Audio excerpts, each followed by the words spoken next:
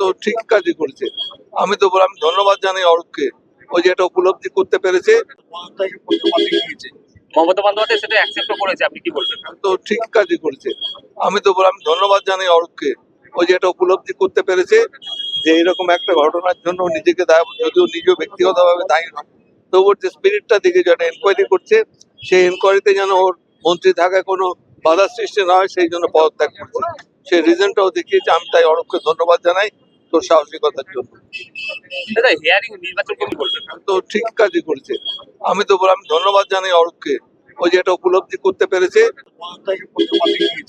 মমতা বন্দ্যোপাধ্যায় সেটা অ্যাকসেপ্ট করেছে, আপনি কি বলবেন? তো ঠিক কাজই করেছে। আমি ধন্যবাদ জানাই অরূপকে। ও যে এটা উপলব্ধি করতে পেরেছে যে এরকম একটা ঘটনার জন্য নিজেকে দায়, যদিও নিজেও ব্যক্তিগতভাবে দায়ী নয়, তবুও যে স্পিরিটটা দিকে যেটা এনকোয়ারি করছে, সেই এনকোয়ারিতে যেন ওর মন্ত্রী থাকায় কোনো বাধা সৃষ্টি না হয়, সেই জন্য পদত্যাগ করছে। সেই রিজনটাও দেখিয়েছে। আমি তাই অরূপকে ধন্যবাদ জানাই তোর সাহসিকতার জন্য।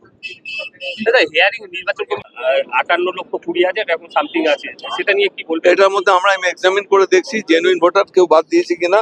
এখানে মৃত ভোটারের সংখ্যাই বেশি রয়েছে। অনেক লোক এলাকায় ছেড়ে চলে গেছে, তাদের কোনো ইনফরমেশন পাওয়া যায়নি। আমি ইলেকশন কমিশনের গাইডলাইন অনুযায়ী যারা বিএলও রয়েছে তারা আবার তাদের বাড়ি যাবেন, তারা গিয়ে দেখবেন যে তাদের কোনো ভুলভ্রান্তি হয়েছে কিনা। এবং এটা নিয়ে আমরা কোনো উদ্বিগ্ন নই। আমরা আমাদের মতো কাজকর্ম করেছি।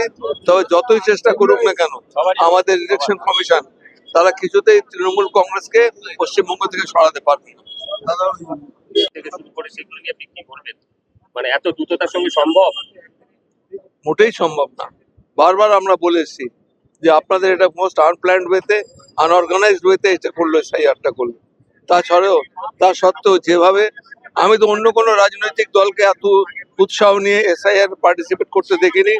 একমাত্র তৃণমূল কংগ্রেসই সারা পশ্চিমবঙ্গের প্রত্যেকটা গ্রামে গঞ্জে যেখানে যেখানে যত ভোটার রয়েছে, যাদের বাড়ি বাড়ি গিয়ে তারা এমন বিএলওদের সহযোগিতা করেছে, তারাও দেখেছে যেন জেনুইন ভোটারের নাম না বাদ যায়।